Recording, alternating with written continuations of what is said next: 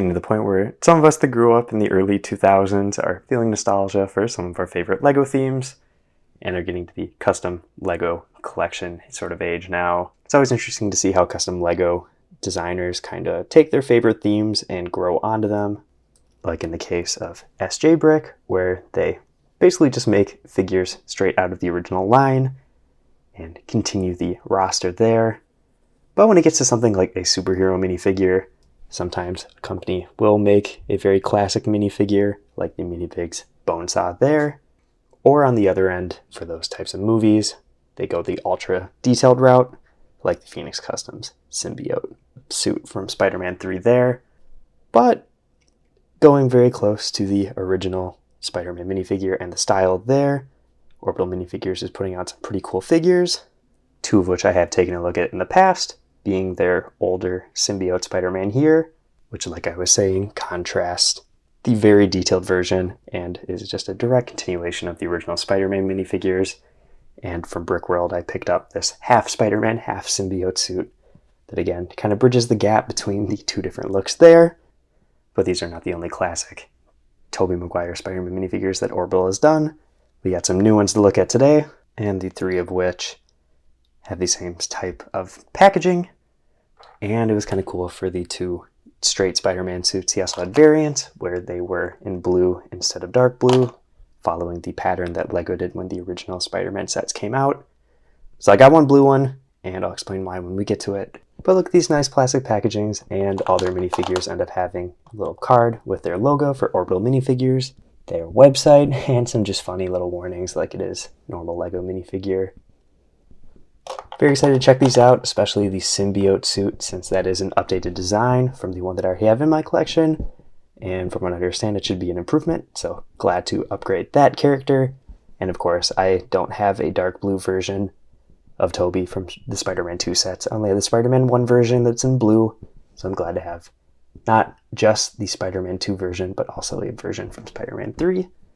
And all of these together are going to make a great collection, so let's go ahead and check these out. Since these minifigures are a bit more classic, I'm going to be able to be pretty brief on the review aspect of them. They are basically exact replicas of the original minifigures, with some improvements actually, where you can see that the back torso contains extra web lines on the back hip. And overall, this silver metallic printing that is on here is very clean. I am really enjoying the line work on that, where I'm not seeing a lot of missing ink or anything like that. It seems like it is the way it should be. And the mask features dark gray around the lenses instead of black like the Lego one did. So that's one of the most obvious sort of changes, and the lenses on the original official minifigures are a lot larger. And I wouldn't be surprised, I think all of the minifigures share the same face print, which makes sense since it is just the same silver web lines and lenses and should be consistent between all the minifigures. But one of the biggest improvements you can see right here is on the back of the minifigure, the line thickness is a lot thinner on these new minifigures. It looks a lot better, especially on that back hip piece where it just looks clean. That's what I'm glad to see. The logo, same, whether it is dark blue printed on red, does seem like the ink colors matching the arms and the legs, so it's good to see the colors matching. And between the Spider-Man 2 suit here, and then when we get to the Spider-Man 3 and the new Symbiote, the symbols are different, and it isn't an exact copy of the Spider-Man 1 suit either. You can see that the logos are different. This could be a concept art-based minifigure too, so that would explain the change. Same goes for the front, where the Spider-Man logos are slightly different. The Spider-Man 2 one here is a little bit smaller, so it is interesting to see that. For the most part though, shaping-wise, everything's kind of the same. Same goes for the sort of muscle line shading, where it is very subtle on this minifigure, which is nice. You can see some darker blue on the sides of the torso, where like the ab sort of area is. Same goes for the pecs. And it's kind of interesting on the original minifigure, it's like stippling. I'm sure that's kind of a complicated process to do that. And I can understand why they wouldn't want to do that here. It does seem like the printing for those shaded areas is just solid printing.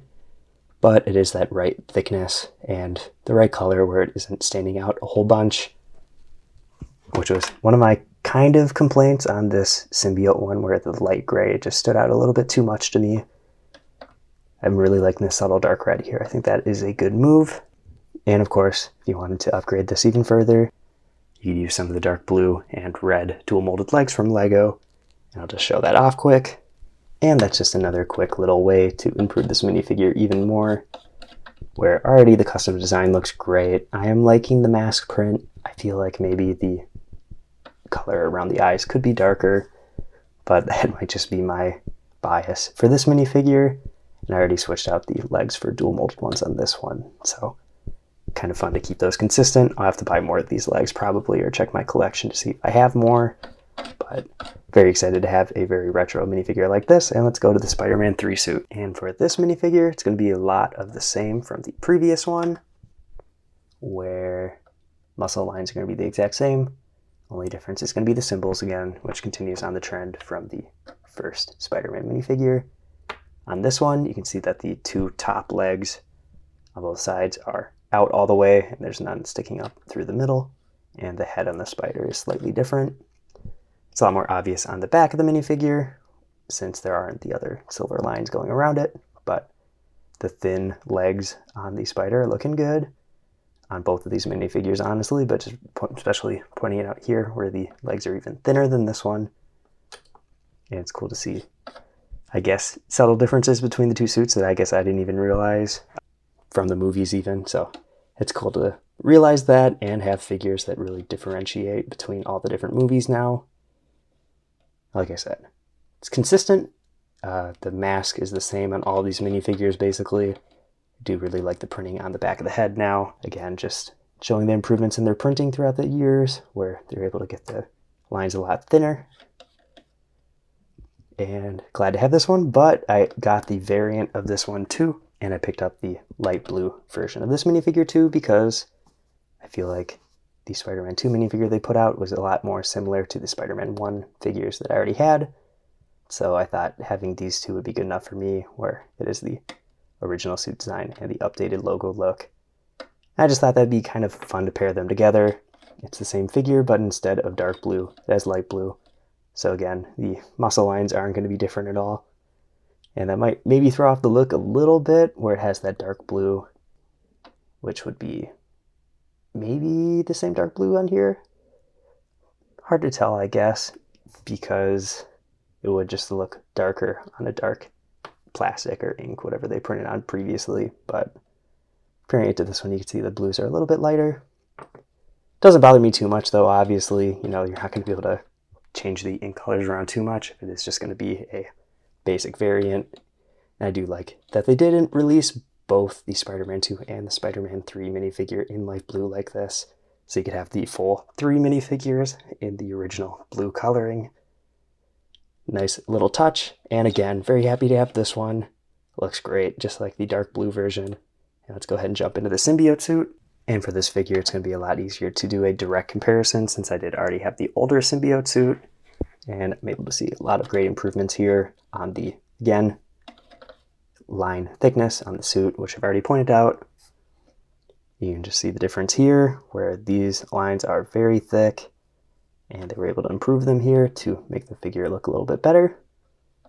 On the back, they also made the Spider-Man logo even smaller, which is probably a little bit more accurate.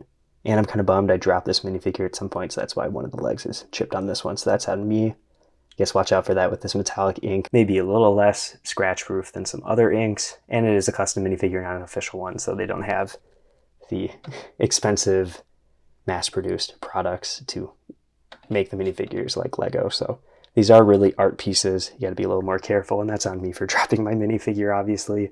Doesn't matter though, I don't really need this one as much since I have this upgraded version. Super happy with it, obviously. It's already black, so you're not going to have like dual molded legs that you could switch out on it, but I think it's fine the way it is. I guess I can throw on the legs from the Phoenix Customs one quick to show that off. And surprisingly, the printing for this is actually pretty consistent with the style from Orbital Minifigures. I know there is like a bit of texturing printing on the legs, so that'll stand out a little bit more, obviously, but I feel like the length or width of the lines for the silver is pretty much spot on, so you could do this if you wanted to, or if you had an extra one of these legs laying around. Probably wouldn't, since that Phoenix Customs minifigure is probably a little bit more expensive. You probably wouldn't have two. Just want to show you that. And I guess if you wanted to even go above and beyond for this minifigure, that is another option that you could do. And while we're at it, let's just show off another quick little comparison and get the transition from the full symbiote suit here to the middle version and the symbiote suit. I think this is kind of a fun little line of minifigures that they did. I'm glad they put them out.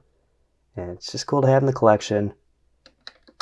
And that's what we got for today. Let's get to some comparisons and the final verdict. To reiterate my point from the beginning of the video, it is always fun to see how companies handle custom minifigures like this. You know, this movie series is like almost 20 years old at this point. I guess the first movie is over 20 years old. People have some nostalgia for it, obviously. And of course, when it comes to things like Bonesaw here, that set got canceled. This minifigure didn't get released. But Minifigs went ahead and recreated it, which is awesome. Glad to have that in the collection. And when it comes to the Spider-Man 3 minifigures especially, but also the Spider-Man 2 minifigures, it's great for a collector like me that missed out on the Spider-Man 2 dark blue versions of the suits. And LEGO obviously didn't make Spider-Man 3 normal minifigure sets, so versions of these characters never actually got officially released. But now that Orbital Minifigs and Dayton have put these out, you get a full line of consistent Spider-Man minifigures based on the movies. You know, obviously the original Spider-Man lenses on those masks are a little bit different, so that'll be the only inconsistency. But if you get all of his custom minifigures, they fit together perfectly. They have great line work, great coloring, and metallic silver looks perfect, and all the little details that should be there are where they should be, and create this perfect retro Spider-Man minifigure. And if you get the Minifigs Bonesaw 2, that'll just fit in perfectly as well. And here's what LEGO did with their updated design and what these, I guess, could look like if they went back and remade some of those Tobey Maguire movie scenes into sets again. Probably would never happen, but it is kind of cool to see LEGO put out this and the Andrew Garfield Spider-Man as well in a set in 2023. So anything's possible, I guess, at this point with the Infinity Saga wave of sets that have come out. And who knows, maybe we could see some more Tobey Maguire Spider-Man sets if he appears in Secret Wars, or if, I guess, they make another movie for him or anything like that. But if you want some more classic Spider-Man minifigures, definitely check these out from Orbital Minifigs on their website. They should still have some of these available. I think the light blue variants are sold out, but if you want to get the dark blue ones, they should still be there. If you want to see more custom Spider-Man or custom LEGO superhero videos overall, check out all the videos on my channel. I've been Brick Radiop, and I'll see you in the next video.